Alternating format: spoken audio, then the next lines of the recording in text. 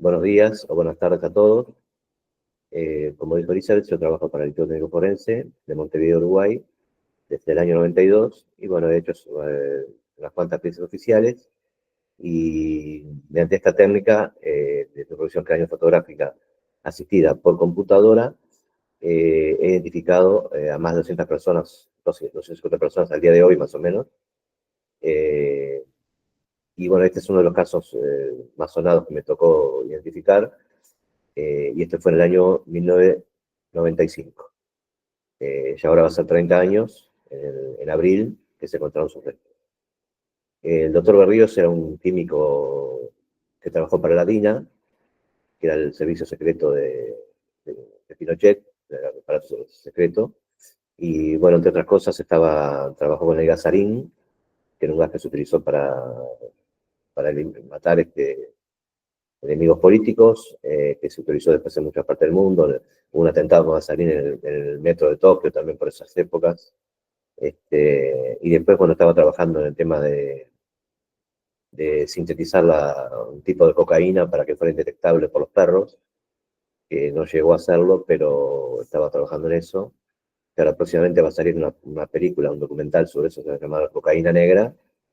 Y bueno, y el último libro mío va a salir ahora en el 2018, aprovecho a pasar el dato, de 2025 en abril, 15 de abril, va a salir publicado por Planeta, y eso trata específicamente sobre el caso de Río.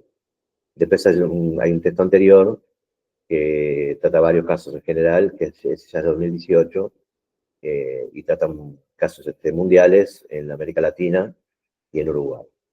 Bueno, concentrándome en el caso de Berríos, como dije, este era un bioquímico chileno que, cuando tiene serios problemas económicos y de otro tipo en Chile, y había, digamos, terminado la dictadura de Pinochet, y se había empezado a citar por los casos de los abusos en el régimen a diversas personas.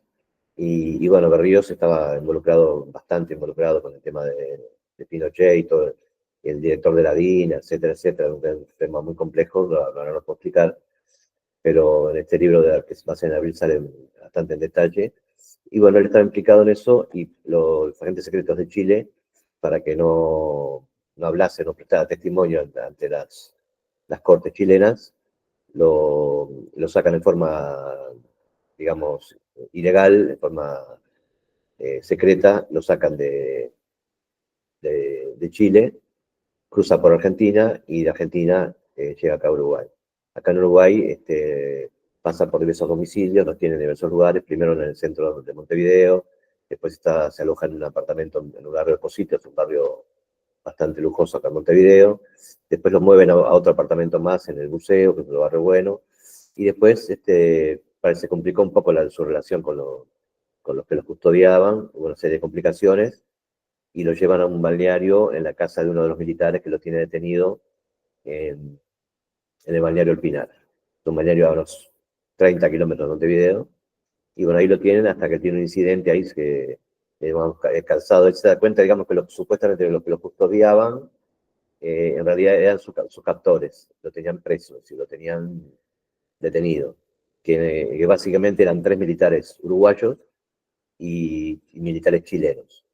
Él, al darse cuenta que está detenido, que no lo dejan ya movilizarse más porque tienen miedo de que se escapara, en un descuido de sus captores, escapa de la casa esa en el bañero que lo tiene detenido, y va y hace la denuncia junto con un vecino del lugar en la comisaría de Parque del Plata, que era la localidad que él estaba detenido.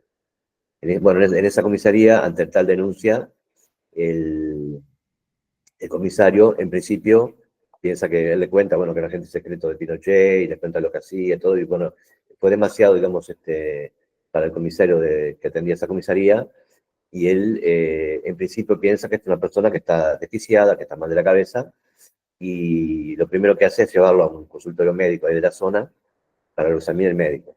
El médico local, el doctor Ferrari, lo examina, y bueno, le da un calmante porque estaba nervioso, se había escapado, es decir, y lo venían persiguiendo sus captores, que eran militares uruguayos, y ante eso, bueno, el médico le dice al comisario, sí, que está nervioso por lo que está pasando, pero que no es una persona que estuviera fuera de sus cabales, que estuviera enajenado mentalmente, ¿no? Es una persona que está normal, y bueno, ante eso el comisario le toma una denuncia por escrito, en aquella época se hacía por escrito, no en computadora, año 90, y eso fue ese episodio fue en el 92, poco antes que encontraran sus restos, unos años antes. Fin del 92 fue ese episodio, en noviembre del 92, y él, el comisario lo tiene retenido en esa comisaría, y en un momento determinado, tropas, digamos, del ejército uruguayo, al mando de lo que lo tenían detenido, rodean la comisaría, en un operativo importante que no se ha visto nunca en la zona, rodean esa comisaría y le exigen al comisario que entregue a este hombre, ¿no? Berrío. Berrío se ha identificado con el comisario, inclusive le ha mostrado al médico que atendió su DNI, que lo tenía escondido en el zapato, entre otras anécdotas, es decir, es un caso bastante muy complejo. Y bueno, se identifica con Berríos, y los militares uruguayos, un tal Radaeli y principalmente Casella, que era el coronel, Radaeli era capitán en aquel entonces, pide que lo entreguen, el comisario se niega a entregarlo, y ante eso, la negativa del comisario, que ese comisario mandaba a la comisaría con efectivos policiales normales. Lo que ordena la comisaría es gente, son militares, es decir, de aquella época, militares, recordemos que en Uruguay ya estamos bajo un régimen democrático, pero igual los militares hicieron su operativo por cuenta de ellos, y, y exigían la liberación de Berríos para llevarlo detenido como lo tenía hasta el momento. En aquel entonces, el comisario se sigue negando, y lo que hacen los militares, ¿qué es? Se conectan con el jefe de policía de Canelones, que era el departamento de la localidad donde estaba Berríos, y, y el jefe de policía se hace presente, va en persona, que era un coronel retirado, justamente era colega militar de los otros militares, y va en persona a exigirle, y le ordena al comisario de esa comisaría que entregue a Berríos. El comisario, ante la orden de su superior, recordemos que era el jefe de policía de todo el departamento, no tiene más remedio que entregarlo. Bueno, se entrega a los captores, a los que supuestamente estaban cuidando, y de ahí se retira con ellos Berríos de la comisaría, y bueno, después de una serie de idas y venidas, a fines del 92, después no se supo más de él. Se comentaba que, bueno, que estaba en Europa, que estaba en Italia, que estaba en España, que estaba aquí y allá, que estaba en México, se llegó a decir también, o que estaba en Brasil, y nunca más se supo de él, quedó todo bastante olvidado.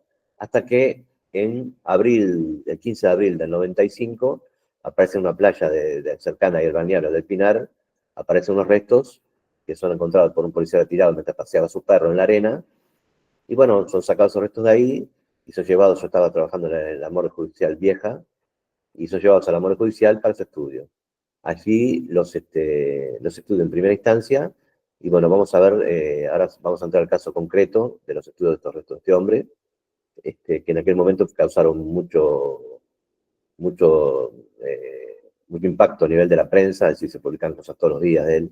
Bueno, como ven acá en la PowerPoint, el caso de Ríos, acá van a ver 4 imágenes. Una son los restos de él, como lo recogieron en la zona. En las dos primeras de la izquierda, ven los restos, se ve parte del cráneo. El cráneo estaba roto, tuve que pegarlo, que armarlo. Después a la derecha hay una imagen de la playa donde se encontró, y abajo a la derecha un hueco, que ahí era donde estaban enterrados los restos, ¿no?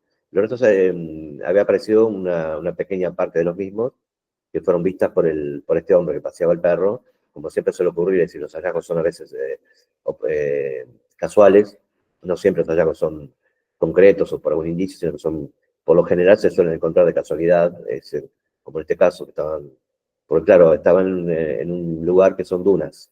Las dunas, que son de arena, con el viento y la lluvia, eso se suele mover. ¿Qué significa esto? Que la duna se corre, y digamos, lo que está tapado por la arena hoy, mañana puede quedar tapado. Y fue lo que pasó acá. Esto estaba cubierto por la arena, lo habían enterrado más o menos a medio metro, profundidad, 1 metro quizás. Pero claro, como las dunas se mueven, pasado el tiempo, recordemos que habían pasado ya 3 años de que había desaparecido este hombre. Y bueno, lo encuentran ahí. la forma que ponen los restos ahí a la izquierda, la primera diapositiva a la izquierda y la segunda abajo también a la izquierda, los ponen de forma anárquica porque el que recoge los restos es el médico forense local, es decir, yo no fui al lugar de hallazgo. Ese médico forense local, el doctor Laca, claro, el médico forense de esa época no estaban familiarizados como el procedimiento que se debe hacer habitualmente cuando se encuentran estos tipos de restos, ¿no? Él actuó, hizo lo mejor que pudo, ¿no? Pero lo recogió de esa manera. Pasemos a la otra diapositiva.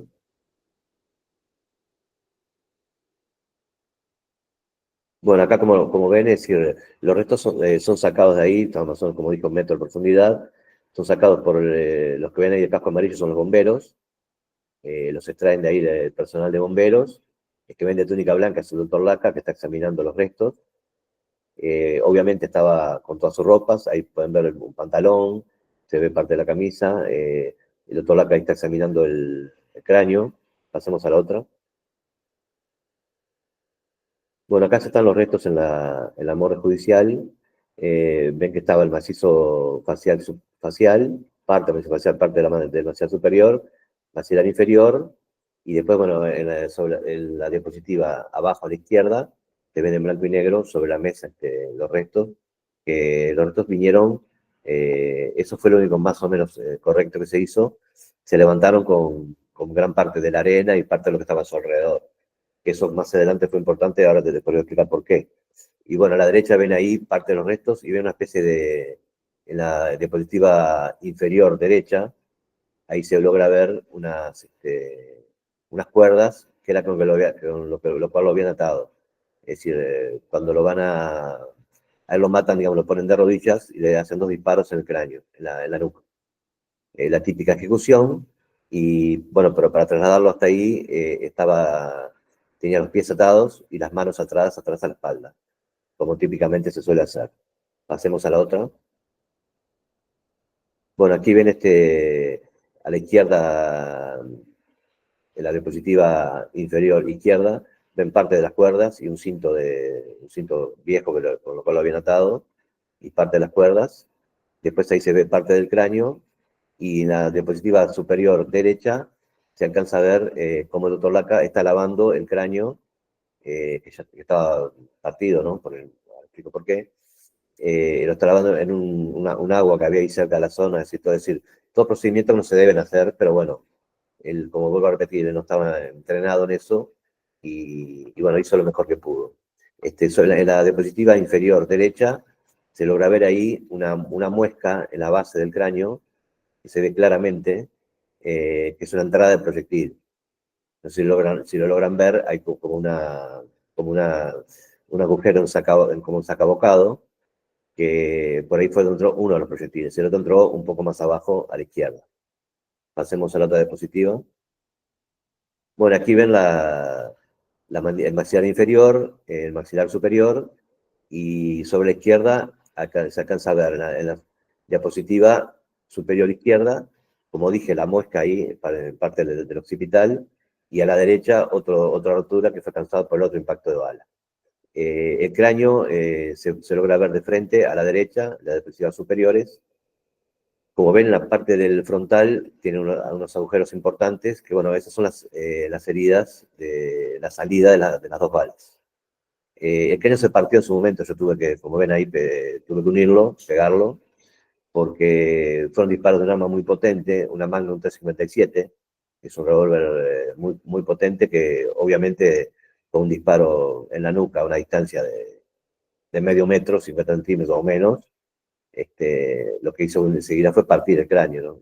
Por suerte, cuando recolectaron todos los restos, estaban todos los restos craneanes, y lo pude unir. Se pudo reconstruir el cráneo, que fue fundamental para su posterior identificación, ¿no? Pasemos a la... bueno, como ven acá en las diapositivas, la parte dental tiene bastantes arreglos dentales y tiene amalgamas, que unas son en metal plateado, otras son las amalgamas típicas, tanto en maxilar inferior, en maxilar superior tenía también algunos numerosos arreglos, más que nada los molares, los incisivos, tanto superiores como inferiores, estaban intactos, no tenían arreglos, y los caninos tampoco, no tenían arreglos. Pasemos a la otra. Bueno, en primera instancia, una vez reconstruido el cráneo, lo que me propongo hacer, obviamente, bueno, como decía, como trajeron todos los restos de, inclusive arena y otros restos del lugar del sitio del hallazgo, eso fue bueno en el sentido de que además de la arena, entre los restos que trajeron estaban los dos, los dos casquillos de los plomos de los proyectiles, que eso lo envié a balística y el comisario entonces de balística, que era experto en balística, confirmó que eran digamos, eran las cápsulas de, digamos, el plomo de un calibre, de un Magnum 357, se confirmó en balísticas. Bueno, acá como podrán ver, el típico estudio morfológico del cráneo, en el cual enumero las características del cráneo, que obviamente era un cráneo masculino, tenía la frente huidiza hacia atrás, eh, los eminencias parietales y el frontal pequeño, pronunciadas crestas y protuberancias en la nuca, supraorbitales bien marcados, el cráneo en general era rugoso y grande. Esto para determinar el sexo a través del cráneo en forma morfológica. Pasemos a la otra. Bueno, acá hago lo mismo, pero con relación a un indicador más certero, como ustedes saben, de sexo, que es la pelvis, es decir, los dos coxales y el sacro. Bueno, la pelvis tenemos que es una pelvis estrecha, tiene la cavidad cotiloidea o acetabulum, es bastante grande y tiene digamos, la cresta ilíaca es bastante grande, pronunciada, lo cual me está indicando claramente un sexo masculino. Pasemos a la otra. Bueno, acá hago lo mismo, pero identifico digamos, tener más certeza del sexo. Tomo las medidas craneales de rigor, que están en este caso tomé las del Shields, las que propone Shields, y dadas todas esas medidas y aplicando las funciones discriminantes para sexo, me da, como dice, un score de 1412, y bueno, el punto de corte para sexo masculino era 1296, es decir, al estar por encima de ese punto de corte, en el método de Shields, me indica claramente que era sexo masculino, que ya igual lo he comprobado por los métodos morfológicos. Pasemos al otro. Bueno, acá lo que hago es determinar los rasgos morfológicos, no ya para sexo, sino para raza. Para raza me da que la depresión nasal es profunda, que la apertura nasal es estrecha, que el cráneo en general es alto y rugoso, lo cual todos son datos principalmente desde el punto de vista morfológico, me están indicando afinidad racial o raza blanca, ¿no? Pasemos a la próxima. Bueno, acá lo mismo, pero ya para más certeza en el tema racial, utilizo la función discriminante de Gilles Elliott del 62, que es un método bastante certero, que se basa se toman diversas medidas en el cráneo, se aplican funciones discriminantes en base a esas medidas, ustedes ya lo deben conocer muy bien el método, y bueno, me da un score de 45/85, y bueno, por encima del punto de corte que ven ahí, que es 89/27, por encima de eso sería raza negra o negroide, y por debajo raza masculina para hombres, que bueno, que obviamente al estar bastante por debajo de eso, me da claramente que, y sin lugar a dudas, que era un cráneo perteneciente a una persona de raza blanca.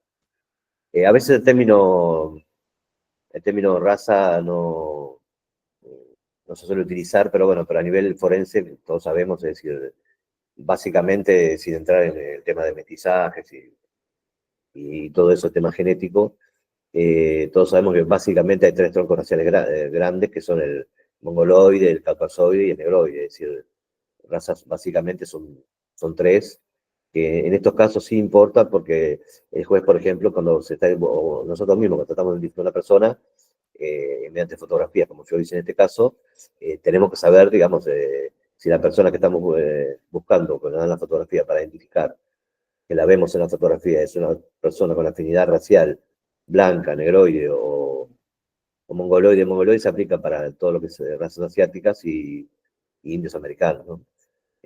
Vamos a hacer una idea de a qué tronco racial pertenece. Por lo tanto, en este caso, sí es importante saber la raza. Pasemos a la otra. Bueno, acá el otro tema, después que teníamos, digamos, que los restos pertenecían a una sola persona, porque pueden ser también más de uno a veces, teníamos ese dato, teníamos la causa de la muerte, teníamos el sexo, que era un masculino, tenemos que saber más o menos la edad aproximada al momento de la muerte. Bueno, en este caso, utilicé varias técnicas en conjunto para tener más seguridad de la afinidad de la edad que tiene al momento de la muerte. Como ven, utilicé, como dice ahí, los cambios en las puntas de las costillas, la metamorfosis de las costillas. Es un método ideado por Iscan y Lotz, el 84. También me fue muy útil el estudio de la sínfisis pubiana, de los componentes, el Snow del 83. Después utilicé un método que desarrollé acá en Uruguay, que en base a una muestra bastante amplia, eh, por la determinación de la raza, perdón, de la edad al momento de la muerte, mediante el estudio de las suturas craneanas, que no es el de los más exactos, pero igual cuando depende de lo que se tenga para trabajar, a veces aporta elementos. Después otra técnica bastante útil, el estudio del canal medular proximal del húmero, que es un método de Soto y colaboradores del 89. Todo esto en conjunto me da un promedio, una edad estimada de unos 45 años al momento de la muerte. Es decir, a esta altura ya teníamos que los restos encontrados eran de un hombre de unos 45 años, con el margen de error, obviamente, de más o menos 5, ¿no? Al momento de la muerte. Pasemos a la otra.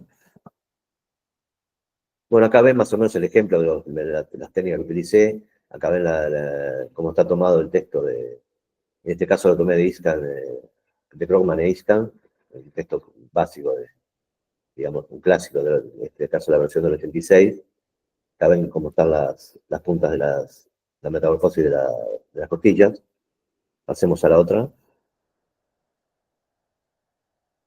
Bueno, más o menos otra imagen de lo mismo, pero en otras fases. Es sabido que la punta de las costillas se van deteriorando a medida que va pasando el tiempo por la acción de la edad, ¿no? Acá tenemos cómo se utilizó el canal medular del húmero.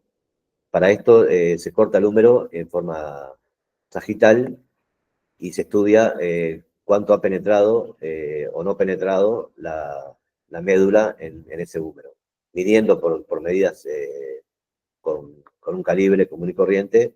El método lo describe muy bien y se utiliza, yo lo he utilizado bastante bien este método, me ha dado muy buenos resultados. Pasemos al otro método. Bueno, este es el típico método de la sínfisis pubiana.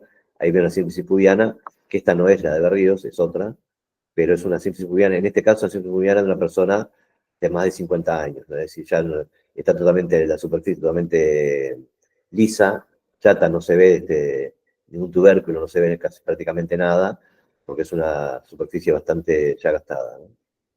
Pasemos a la otra.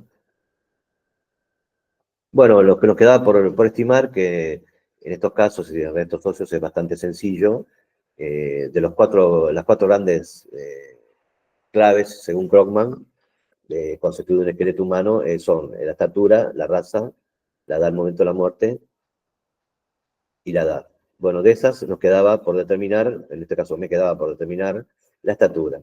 La estatura lo usé tomando las medidas del fémur, de la tibia y del húmero. Esta estatura me daba que el individuo tenía más o menos unos 70 de estatura. Esta es una técnica muy sencilla, bastante fácil de usar.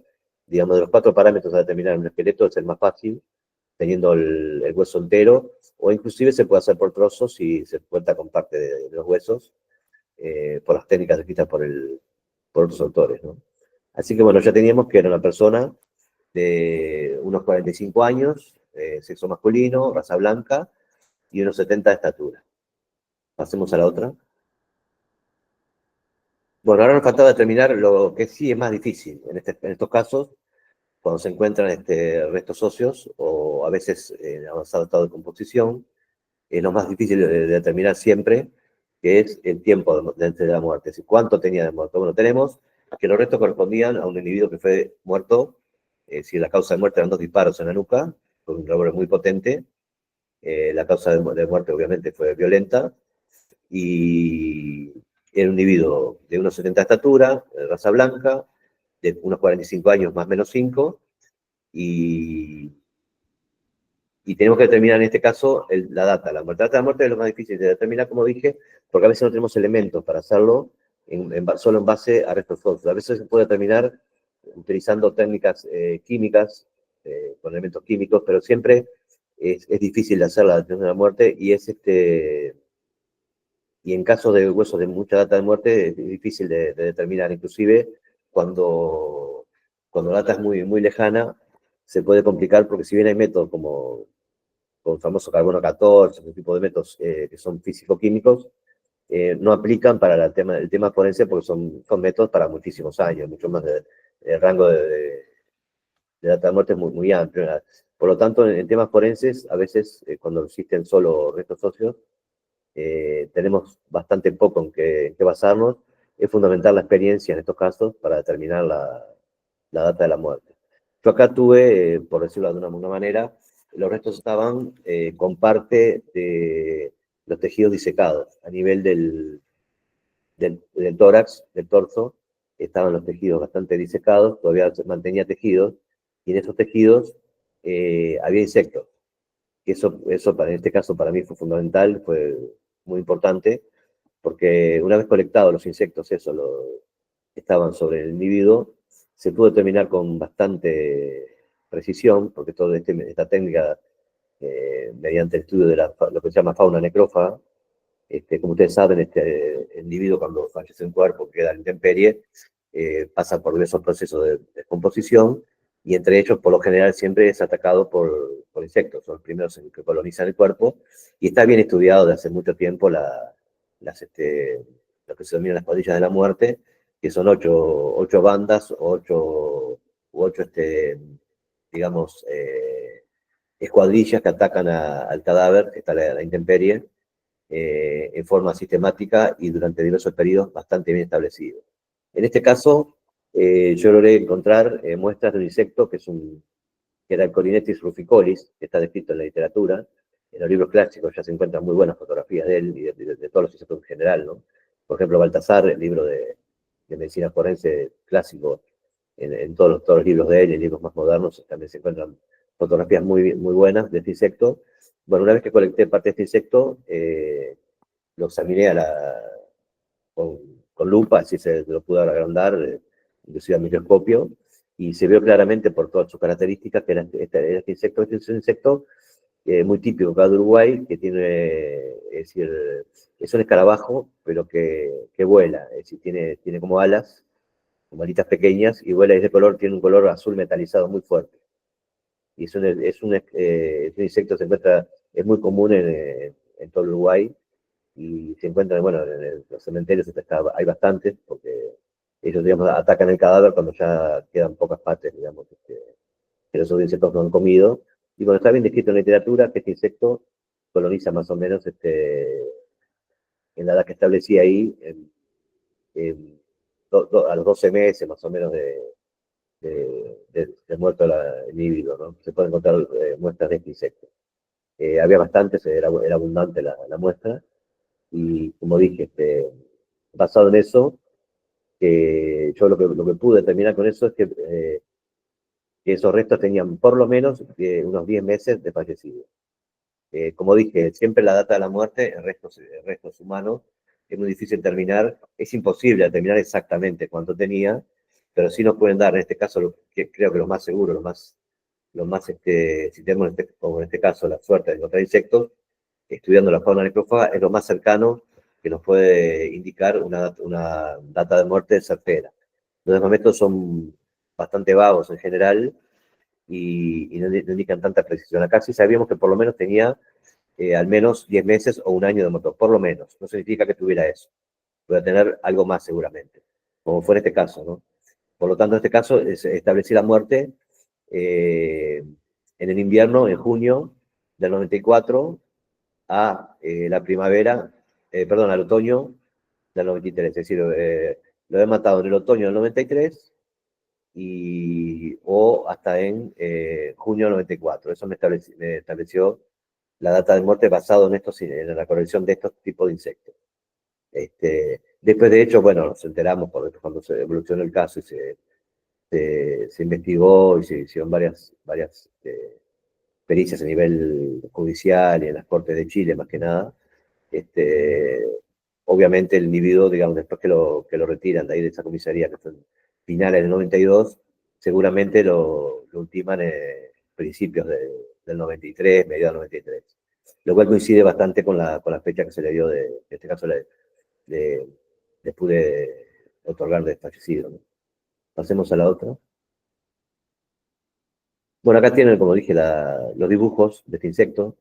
Lo ven en el A y en el B, es decir, ven las diferentes características que puede tener. En este caso no había larvas, eran solo insectos maduros, es decir, individuos adultos ya de este insecto. Pasemos a la otra.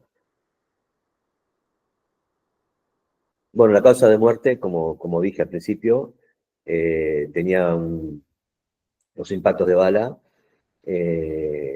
sobre el lado izquierdo y hacia abajo del occipital. Uno viene en el lado izquierdo del occipital y el otro en el occipital lindando cerca de la sutura escamosa o sutura temporal. Obviamente los dos proyectiles de fuego salieron por el frontal y dejaron esas roturas que pudieron ver en la diapositiva, y la causa de muerte, una vez confirmada que esos proyectiles eran de un Magnum 357, la causa de muerte fue por heridas craneales por dos proyectiles de un revólver Magnum 357. Pasemos a la otra. Bueno, acá enumero más o menos en aquel entonces, año 95, los aparatos, digamos, que utilicé tecnológicamente en aquel entonces. Ahora hay un software que la última versión va a salir ahora de Panacea, que es muy bueno para identificar por sus unidades fotográficas, porque en aquel entonces, año 95, cuando aparecen los restos, eh, yo cuando tengo ya identificado los caracteres anteriores, es decir, todo lo primario, digamos que ya había estudiado el esqueleto, que ya tenía data de muerte, tenía estatura, tenía sexo, edad, afinidad racial, etcétera, etcétera, pido a la policía de aquel entonces, que era, como este cuerpo apareció en las playas, acá en Uruguay, cuando algo aparece en el sector del mar, los encargados es prefectura, no es la policía. Y pido a prefectura, digamos, datos de posibles desaparecidos en esa época. Bueno, en prefectura no me dan datos, especulan que podía ser de repente un tripulante de un barco polaco que lo habían tirado al mar, se habían peleado, lo habían matado y tirado al mar, o a veces o podían ser tripulantes hay muchos barcos chinos pescando acá en las costas uruguayas, o coreano, y bueno, obviamente no era ni coreano porque era un individuo de raza blanca, ¿no?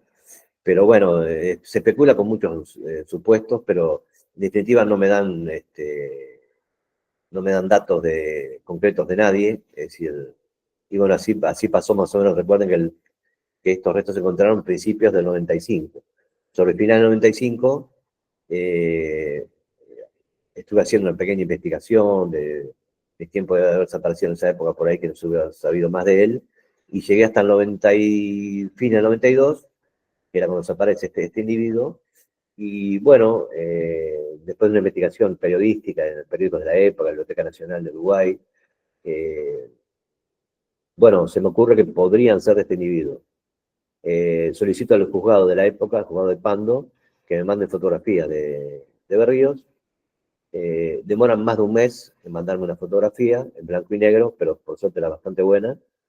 Y bueno, me la mandan y lo que hago simplemente es, mediante estos aparatos, yo ya había utilizado la técnica de supervisión cráneo-fotográfica para identificar restos en varias oportunidades, pero acá lo volví a hacer de nuevo con esa técnica, y lo que hago es comparar el cráneo una vez, digamos, arreglado, porque como dije, cuando aparece estaba roto, más que nada parte de la bóveda craneal estaba fracturada y tuve que unirla, pegarla. Lo que hago es dejar el cráneo en condiciones para intentar una supervisión cráneo-fotográfica. En esa supervisión cráneo-fotográfica, asistida por computadora, la llevo a cabo con una fotografía frontal de este individuo, Y bueno, después de utilizar estas técnicas con estos métodos, como ven acá, utilizo una cámara digital para capturar la imagen, utilicé un mixer digital, bueno, un monitor de alta resolución, un trípode para colocar la cámara, pongo el cráneo sobre un aparato para sostenerlo, en otro lugar se pone la fotografía, después también utilizo para capturar el video un programa se llamaba Pinacle, pero no sé si existe todavía, y bueno, también utilizo Photoshop, pero no para hacerle arreglos, sino para mejorar la fotografía final, y bueno, para imprimir una impresora láser y varios tubos fluorescentes para dar una buena iluminación a todo el contexto. Pasemos a la próxima.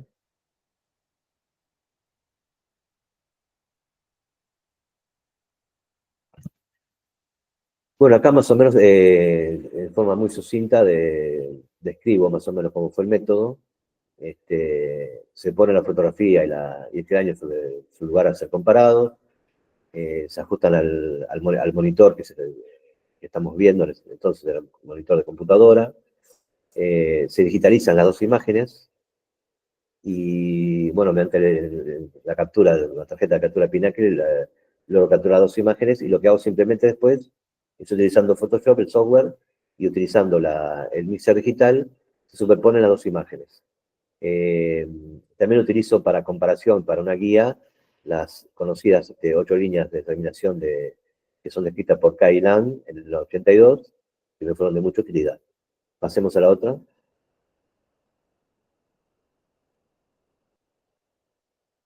Bueno, acá sigo describiendo más o menos en más detalle la técnica que utilicé. Esto está, el caso de Ríos, está publicado en una publicación que hicimos con el antropólogo forense que ha fallecido, Iscan.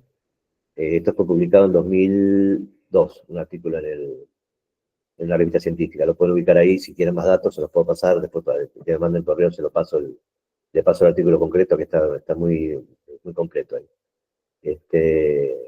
Bueno, acá, como dije, sigo identificando, es decir, comparando con varios puntos craneales, se compara los puntos craniométricos, se comparan con los puntos en la fotografía y se mezclan con la mezcladora digital. También utilizo el Pinacle. Pasemos a la otra.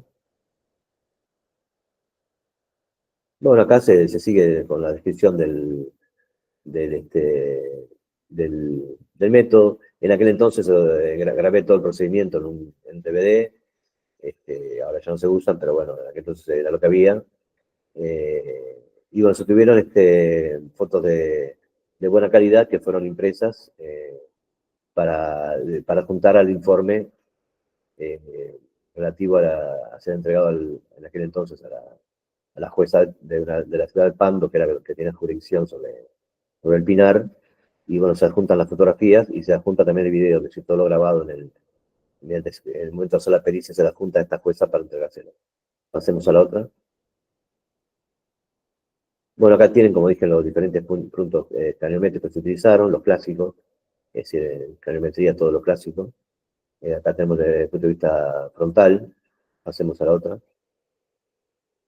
Bueno, desde el punto de vista lateral, esto igual yo no utilicé porque al no contar con una fotografía de perfil total como esta, como utilizaría para usar estos puntos, no pude utilizarlo de forma lateral, o la vista lateral. Pasemos a la otra. Bueno, acá como dije, tuve en cuenta las 8 líneas de examen de Kailan del 82, pero fueron bastante útiles entre otras cosas, para identificarlo. Pasemos a la otra. Bueno, acá están concretamente las 8 líneas bien descritas y en forma frontal. Acá las ven un ejemplo, como fueron descritas, están en la literatura especializada. En este caso, aplicados a otra persona, pero son siempre de mucha utilidad como guías, ¿no? La otra. Bueno, acá finalmente tienen lo que pude obtener, ven en la parte superior una serie de fotografías seriadas, es decir, la primera a la izquierda superior es la fotografía que usé para comparaciones, una fotografía en blanco y negro, que aparte de ahí estaba sonriendo, y después la segunda fotografía es el cráneo, como yo lo pude reconstruir. La central era ya la superposición cráneo-fotográfica, que es perfecta, es decir, encajaba perfectamente todo, no había ninguna discrepancia. Y después sobre el lado lateral derecho ven dos cortes sagitales del cráneo con la fotografía. Abajo lo que se ve es la superposición, no solo cráneo fotográfica, sino que me sirvió mucho, fue de mucha utilidad, superponer la dentadura, que encajaba perfectamente también, es decir, porque en la foto que él ven a la izquierda, la primera, como estaba sonriendo y tenía una muy buena dentadura, muy bien cuidada, aproveché para comparar también, para superponer eh, las piezas dentales superiores, frontales, es decir, los cuatro incisivos y los dos caninos que se ven ahí en las fotos. Ante esto, bueno, yo ya no me cabía la menor duda que era este individuo, y elevo el informe en el año 95, finales, digamos, noviembre, diciembre, al juzgado letrado de Pando, se lo entrego a la jueza, que después esto igual va a tener una evolución bastante compleja. Pasemos a la otra, creo que terminamos acá. Bueno, ese es el certificado de función, como se firma acá en Uruguay, que ahí como se puede ver, causa la muerte, dice impacto del proyectil sobre el cráneo. Está firmada por 3 médicos forenses de la morgue, en aquel entonces los 3 más famosos, está firmado por la doctora Valvela, el doctor Berro y el doctor Mesa. Es decir, afamados médicos forenses de la época. Pasemos a la otra. Bueno, acá ven una imagen de uno del principal que estuvo bajo custodia este individuo, en aquel entonces era coronel Casella, que todavía vive, y bueno, está ahí se lo puede ver, esto fue una fotografía que sacó el New York Times en el 2000 y algo, 2002, creo, 2003. Él lo llevaron, junto con los 2 otros oficiales uruguayos, lo llevaron detenido, estuvo acá en Chile, mientras estuvo acá en Chile estuvo ahí lo ven haciendo Reiki, en una fotografía tomada por el New York Times. Él fue, digamos, el principal implicado, porque era el que tiene más rango militar. Después había otro, Radaeli, que todavía está acá en Uruguay, inclusive estuvo en política últimamente, y otro militar, que era Sarli, que ese se quedó allá en Chile, contrajo lazos familiares con una chilena, se quedó allá, y bueno, esos otros 2 uruguayos involucrados en el caso de Berrío, militares, están acá en Uruguay, y después, bueno, en Chile fueron también procesados, no solo estos 3 militares uruguayos, sino muchos militares chilenos que fueron responsabilizados de la muerte de Berrío, y todos ellos fueron juzgados en Santiago. Acá en Uruguay no se jugó a nadie por este caso. No hubo procesados. Creo que acá termina. Bueno, estas son sugerencias para realizar lo mejor posible la solución craneal fotográfica. Obviamente el cráneo debe estar completo y con la mandíbula correctamente articulada. Si el cráneo ya está roto, como en este caso, hay que armarlo, tratar de armarlo si se puede. En este caso se pudo porque estaban todas las partes, digamos, no nos faltaba nada, salvo la parte frontal que había sido despedida por la salida de los proyectiles, que fue recuperable. Y bueno, obviamente, si en este caso también, como fue este caso, si el cráneo eh,